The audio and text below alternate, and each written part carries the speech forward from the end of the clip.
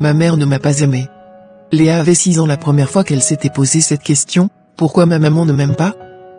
Elle n'aurait pas su expliquer exactement pourquoi elle pensait cela, mais il y avait ces silences glacials, ces regards fuyants, et surtout cette sensation, au fond de son cœur, qu'elle n'était pas assez. Pas assez jolie, pas assez intelligente, pas assez aimable.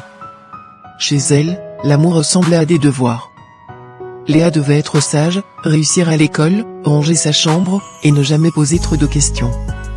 Si elle faisait tout cela, elle obtenait parfois un petit sourire de sa mère, mais jamais de câlin, jamais un « je t'aime » murmuré au creux de l'oreille.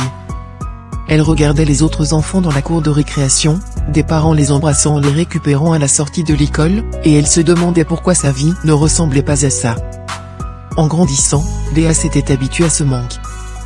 À 13 ans, elle ne pleurait plus dans son oreiller le soir. Elle avait appris à se dire que certaines mères étaient comme ça, qu'elle devait être forte, qu'elle devait avancer. Pourtant, une douleur sourde restait en elle.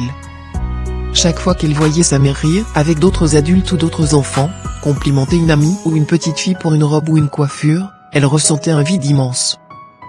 Pourquoi ne pouvait-elle pas lui parler comme ça, à elle? À 18 ans, Léa quitta la maison. Pas parce qu'elle le voulait vraiment, mais parce qu'elle avait besoin d'air. Elle avait décroché une bourse pour aller étudier dans une autre ville. Loin de sa mère, elle pensait que tout irait mieux. Et pendant un temps, c'était vrai.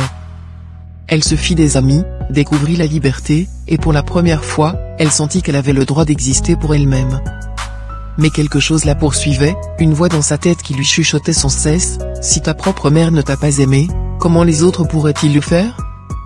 Elle sabotait ses relations, doutait de ses amis, et avait du mal à croire qu'on pouvait l'apprécier pour ce qu'elle était.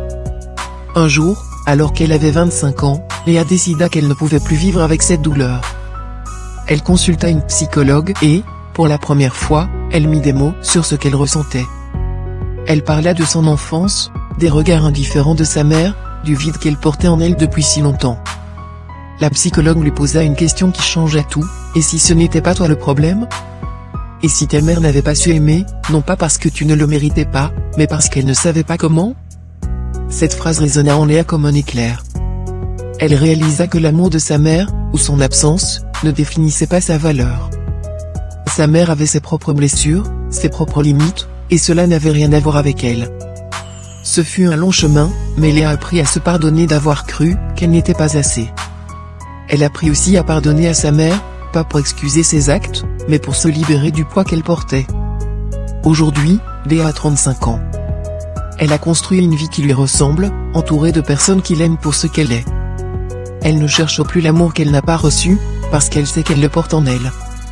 Et parfois, lorsqu'elle repense à cette petite fille de 6 ans qui se demandait pourquoi sa maman ne l'aimait pas, elle lui murmure doucement, « Tu as assez, et tu as toujours été aimable, même si elle n'a pas su te le montrer. » Gratitude.